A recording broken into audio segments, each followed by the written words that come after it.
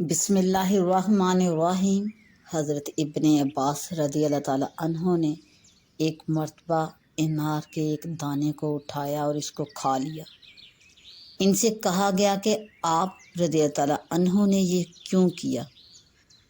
تو آپ نے فرمایا، مجھے یہ بات پہنچی ہے کہ زمین کے ہر انار میں جنت کے دانوں میں سے ایک دانہ ڈالا جاتا ہے، شاید کہ یہ وہی دانہ ہو۔